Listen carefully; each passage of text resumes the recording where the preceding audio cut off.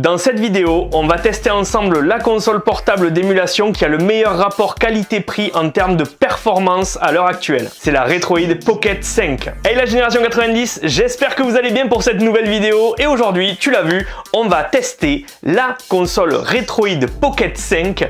C'est une tuerie, je te le dis d'avance, hein, avant le test et tout, comme ça t'es déjà dedans. Voilà, c'est une tuerie. C'est une console d'émulation qui va te permettre de jouer à toutes les consoles jusqu'à la PS2 GameCube et vraiment en très bonnes conditions. Cette console, elle m'a été envoyée pour test par Geekbuying et si tu sais pas ce que c'est Geekbuying, je te laisse avec la suite. Geekbuying, c'est un site où tu vas pouvoir retrouver plein de produits high-tech pour ton quotidien, que ce soit des produits pour la maison, pour l'extérieur, des produits de sport comme des trottinettes, des vélos, des batteries, des panneaux solaires, des ordinateurs, des tablettes, des box télé, des mini PC, il y a de tout, vraiment, c'est l'univers geek par excellence. Et là-dessus, tu trouveras plein de marques que tu connais déjà et plein de produits de ces marques-là. Et t'as vu, je t'ai même laissé un petit code promo, c'est pas beau ça? Comme ça, si tu veux te faire plaisir et si après le test, elle te plaît, pourquoi pas. Avant de commencer la review et le test de cette Retroid Pocket 5 grâce à Geekbuying, n'hésite pas à me suivre sur Instagram et TikTok pour avoir plein de contenus exclusifs, mais aussi des petits cadeaux de temps en temps. Allez, c'est parti, elle vaut quoi cette Retroid? Alors déjà, la console, elle arrive dans une boîte très simple mais efficace avec plein de petits designs sur la boîte.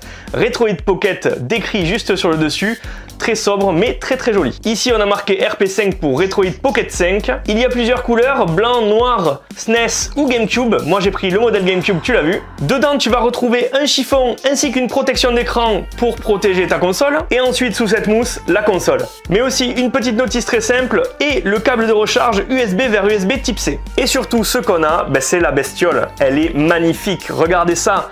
Écran tout de verre devant. Magnifique avec les couleurs de la GameCube, les boutons, le joystick, on reconnaît tout de suite, c'est parfait, c'est juste incroyable. Taille excellente. Derrière, on a des grips de chaque côté très sympa à l'utilisation. On a le logo Retroid, on a deux aérations. On retrouve également le bouton de marche arrêt, le bouton volume plus-moins, ainsi que les gâchettes L1, L2, R1, R2. Ce qui me plaît beaucoup, c'est le design global de la console et son ergonomie qui sont excellentes. Et dessous, tu retrouves un port jack, le port de charge, ainsi que le petit port micro SD. Dedans, j'ai mis une 512 Go. Et globalement, on peut le dire, elle est exceptionnellement belle cette console. C'est une des plus belles consoles que j'ai eues entre les mains, hein. Clairement. Ça fait longtemps que je teste des consoles et celle-ci, niveau qualité, niveau finition et niveau design global, je la surkiffe. Mais ce qui est surtout intéressant avec cette console, c'est son prix, mais aussi sa puissance. Avec mon code promo, aujourd'hui, elle te revient à 259 €, mais regarde ce qu'il y a dessus. Parlons un peu des specs de la console maintenant. La Retroid Pocket 5, c'est une console qui tourne sous Android 13. Elle a un processeur Snapdragon 865 couplé à un GPU Adreno 650. Avec ça, 8 Go de RAM LPDDR4X. Aussi, en stockage, on a 128 Go UFS 3.1. On a un écran AMOLED de 5,5 pouces en 1080p, de la Wi-Fi 6, du Bluetooth 5.1, une batterie de 5000 mAh et un refroidissement actif sur la console. La console pèse seulement 280 grammes et maintenant il est temps de la tester. Alors déjà, cette console, il faut savoir qu'elle est livrée sans aucun jeu. C'est-à-dire que tout ce qui est émulateur, tout ce qui est jeu, tout ce qui est ROM, etc. c'est à vous de les trouver, c'est à vous de les installer, c'est à vous de les configurer et c'est à vous de tout préparer. C'est une console Android, donc c'est comme un smartphone mais en termes de console. Regarde, c'est pareil, c'est tactile. Hop, et ça te fait penser directement à ton smartphone.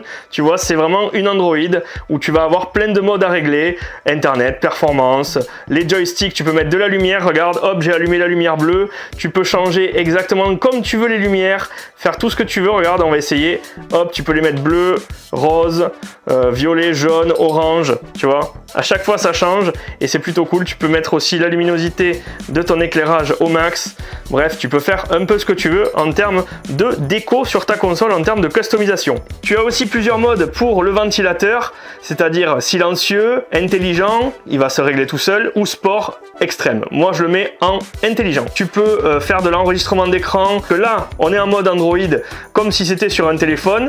Ici j'ai installé tous les émulateurs que je voulais sur la console, hein, tu les vois, il y en a un peu de tout. Il y a des émulateurs rétro, il y a des émulateurs de Dreamcast, de PS1, de PS2, de GameCube, de Wii, de 3DS, etc., de Nintendo 64, de PSP. Il y a tout ce qu'il faut sur la console.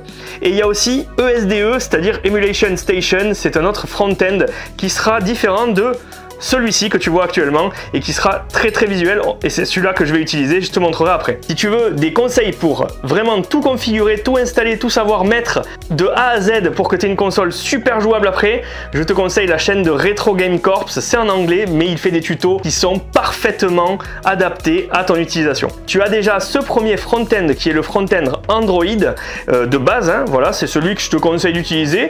En fait, il y en a deux que je te conseille d'utiliser, c'est celui-ci et Emulation Station une fois que c'est bien configuré. Sinon, tu as le Retroid Launcher et ça, c'est le front-end qui est propre à Retroid.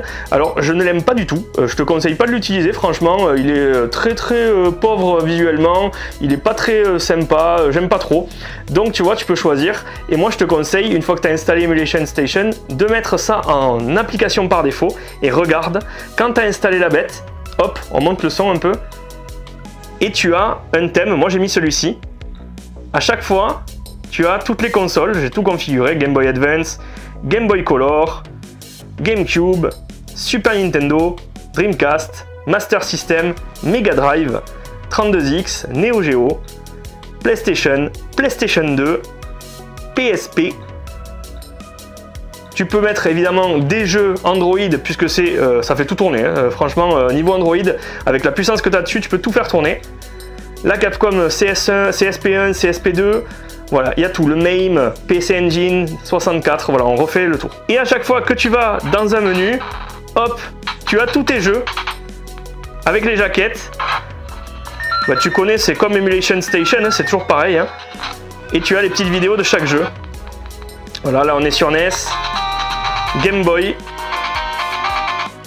Bah, sur Game Boy c'est parfait aussi, hein. Le visuel il est terrible dans la petite Game Boy. Je trouve que le thème il est magnifique. Voilà la petite Game Boy. La Game Boy Advance avec à chaque fois quasiment les full sets. On va en tester quelques-uns, vous inquiétez pas.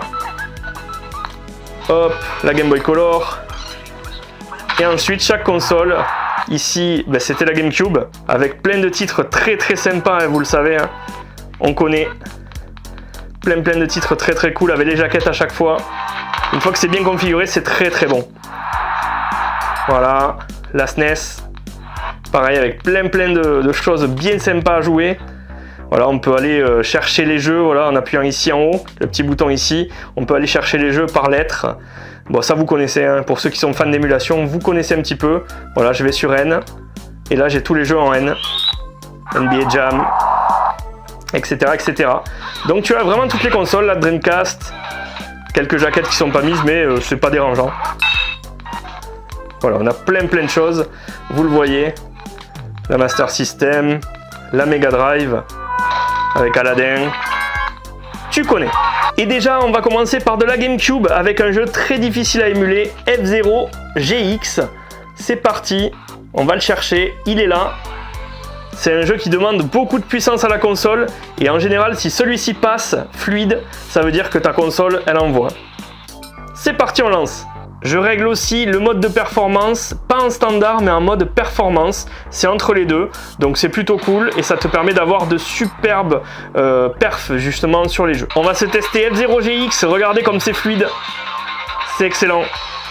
Si celui-là il passe en général, ça veut dire que la console elle envoie et que ça fait tout passer derrière. Et ça part, et c'est très fluide. Il y a quelques petits ralentissements évidemment de temps à autre, mais franchement, c'est assez exceptionnel de jouer à ce prix-là sur des jeux comme ça.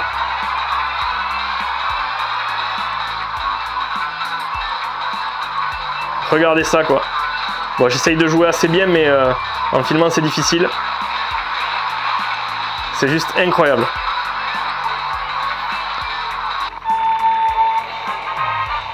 Et c'est terrible.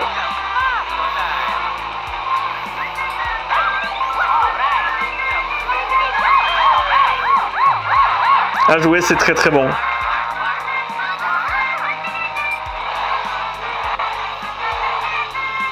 Voilà, je me concentre pas, mais vous voyez un peu comment ça tourne.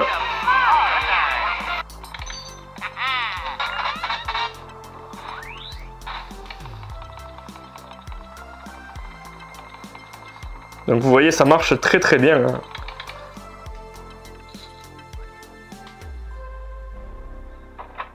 On va passer à de la PS2 et voilà le jeu, on va tester. Et c'est super fluide. C'est incroyable. C'est génial à jouer. Franchement, fluidité exemplaire. C'est incroyable. Ah, la PS2 là, c'est validé.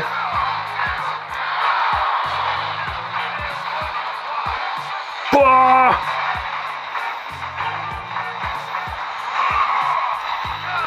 voilà, c'est pour vous montrer un petit peu parce que celui-là il est difficile à faire tourner aussi.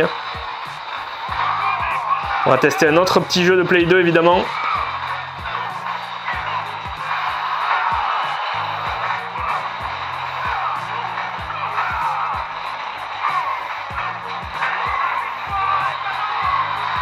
On a entre 55 et 60 images secondes.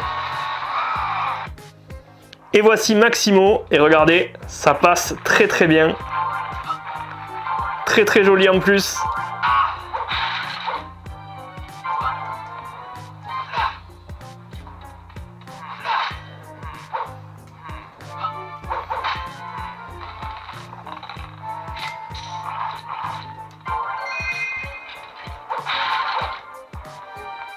Ça passe parfaitement.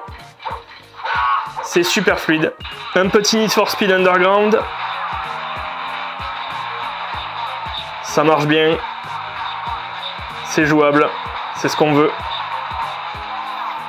Après, évidemment, la console peut se tweaker encore plus. Peut se régler encore plus pour encore plus de fluidité sur au niveau de l'écran, etc. On va se tester de la PSP. Mais si vous voyez que les autres passent, c'est que la PSP va passer très très bien aussi. Un petit Wipeout sur PSP. Wipeout Pulse. Et regardez, c'est du 60 images secondes quasiment. Ouais, c'est du 60. Et c'est trop fluide et c'est trop beau.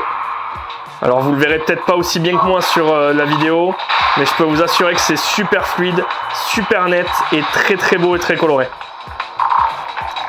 Vraiment, c'est incroyable. La PSP sur cette console... incroyable. Là, il faut tout télécharger, tout le catalogue de la PSP là. Si vous êtes fan, ça passe mais fabuleux. 60 images secondes. Hop là. Ouais, la PSP c'est incroyable. Autant vous pouvez avoir quelques petits ralentissements sur PS2 et sur GameCube de temps à autre, autant la PSP incroyable. Et si cette console passe, toutes celles d'avant, PS1, Mega Drive et tout, ça passe hein, évidemment. On va se faire un petit quackshot sur Mega Drive, mais c'est pour vous montrer que ça marche. Hein. Je suis en train de filmer en même temps.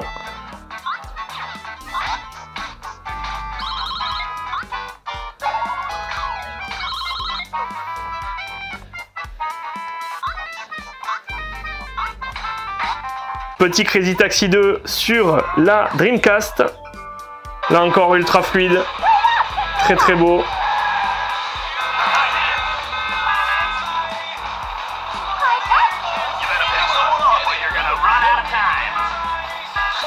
C'est excellent.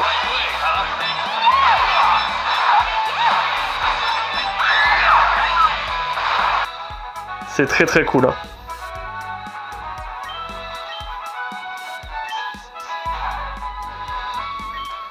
Et comme je vous ai dit, on va pas tester la Play 1 parce que forcément elle marche, si toutes les autres marchent, on a testé les plus puissantes, celles qui demandent le plus de puissance à la console, et si celle-ci marche, ben forcément toutes les autres marchent, mais regardez les titres qu'on avait quand même à l'époque. C'est pas exceptionnel ça franchement. Jekido, trop cool. Hearts of Darkness. Bref, il y a de quoi faire sur cette console. J'ai installé les meilleurs jeux par console, les full sets, les petits décors, les petites vidéos. Il y a tout de configuré et une fois que vous savez la configurer via la chaîne YouTube de Retro Game Corps, vous allez vous faire un gros kiff avec cette Retroid Pocket 5. On passe à la fin de la vidéo. Bref, si t'as kiffé, n'hésite pas à me le dire en commentaire. N'hésite pas à me dire ce que t'as pensé de la Retroid Pocket 5. C'est la console, le meilleur rapport qualité-prix à l'heure actuelle sur le marché. À moins de 300 balles, avoir cette puissance puissance pour faire tourner la Play 2 et la GameCube. Comme ça, c'est plutôt vraiment pas mal. Ergonomiquement, c'est incroyable. La batterie tient très bien la charge et franchement, tu peux tout faire tourner. Et ça, c'est le pied intersidéral.